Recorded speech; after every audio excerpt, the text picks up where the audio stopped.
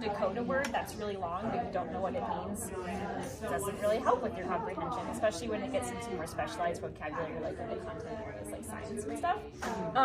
So it takes about like 12 exposures. Obviously it's different depending on the kid and the word, but for a kid to hear it multiple times and then really retain like its meaning and context.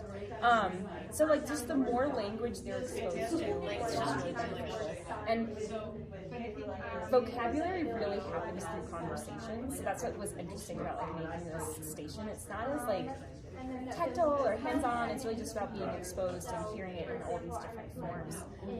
And then anytime that a visual accompanies the word or different usages of that word is really helpful.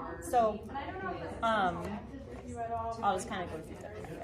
I'm going to jump to this one first because it kind of leads right into it. But like the word run, for example, has like 645 definitions technically, because you can like run a program, you can go run it, and then like, you know, you can run for office. So there's all these different ways the word is used. So one thing to notice is that you can just find those words or see if they know if different words have multiple meanings. So this is going to be a digital as well, but there's an article that kind of has the top 10 like most defined words, and then you can kind of play with those words and see how many definitions you can come up with. And so in 5th grade and 4th grade, we do a lot of focus on morphology, which is really learning like the prefixes, bases, and suffixes. So this is just from my classroom. Whenever I introduce, like, I call it a word of the week, I include a picture with it so that they have a visual to connect it to this word. So for example, like rupt, the base means to burst, and E or EX, it can be spelled both ways. I don't have it on this sheet, but it can be spelled either way. It means out and away. So the word erupt, based on its Latin origins, means to burst out or away. So hopefully that image kind of conveys that. It can get a little tricky sometimes, but having a visual overlay those new parts. So if you notice a word that has morphemes, and especially if they've been learning it like in my class, they should be able to notice these in words, and they do it in my class all the time. Like, it's not on the chart, this isn't updated, but we learned the prefix con, and then we learned about conjunctions today, and then they were like, wait, that has our prefix, and I was like, yeah, it does. And then con means together, conjunctions join complete sentences together. So like they kind of just can pull it out, and like it happens in science. I forget what it was, but you're like, oh, that's like in science class, that word, and I'm like, oh, it's like that word. What is the tree? Oh, this is just like a background. Oh, I was like, I'm not getting the connection. There is no connection. Okay, good. Yeah. It's my slides formatting. I use it to like. Got it. Yeah. Got it. So it's just aesthetic. I was like, erecting from the ground. No, that's just the image. Unrelated. So that's a bit about morphology. I have 2 favorite websites where I go to regularly. Adam Online is pretty cool. You can type in any word, and like it'll just tell you the words that word, how it breaks up. Like the word prejudice came up in my class, and we've learned pre, and I like in my head I was like, that judge, that other part means judge. So we looked it up together, and I was like, oh, I was right. And we think of like other words that have these parts, and so prejudice means to judge before. And so it's just cool for them to get those connections, because then if they know what pre means and they approach a word that has pre, they can kind of figure it out. And then I have a link to my flashcards that are that just kind of has everything, and that's on my website. Morphology.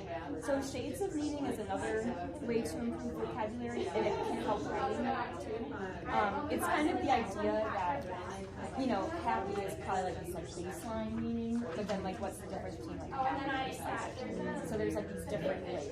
Like a word that came up in my class last week was devious, and the kids were like, oh, it means like sneaky, and I was like, yeah, but like you know what I mean, bad. So like sneaky can be innocent, but devious, that's a different layer. So we have activities like this where you can actually go to the hardware store and get the paint swatches, and it's pretty fun to take a word and then come up with, you know, better meanings of that word. And if you're stuck, like you can always use it to kind of see.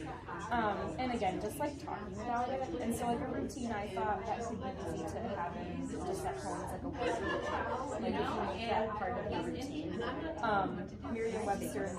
Yeah, those are for everybody. Yeah, and then I'll have a digital version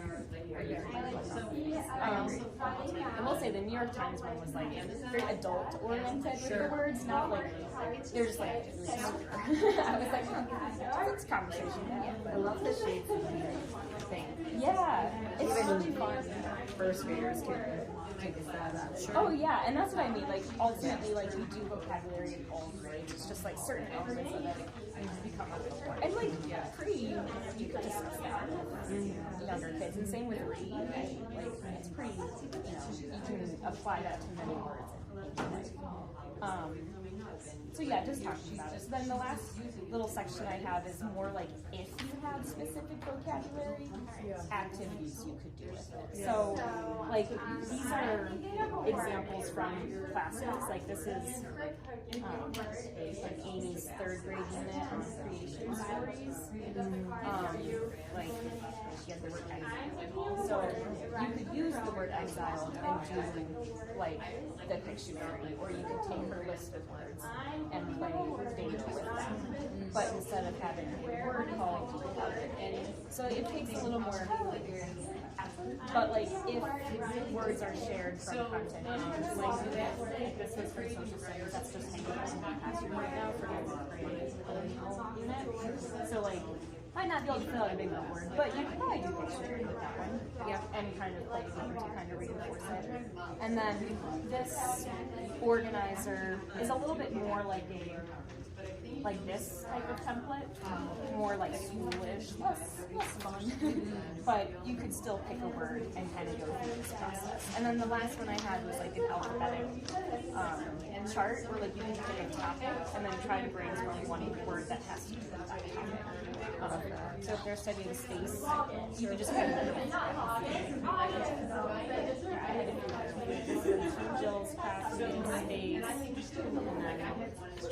second and third have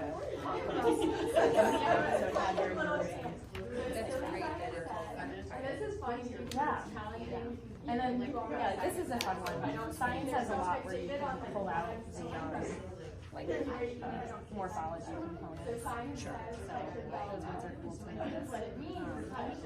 So yeah, I think that's, oh, and then the only last thing I had was like way, like I'm not selling any products, but these are games that I think are conducive to exploring vocabulary. Like I love the game Sketchbook. It's like so magical. I love organizing and making lists, so it's totally up my alley. Taboo, where they have to describe something without saying these keywords, forces them to use other words. Crosswords, you're using a definition to generate a word. And then even apples to apples, it's much more simple, but on the cards they have those and stuff like that. So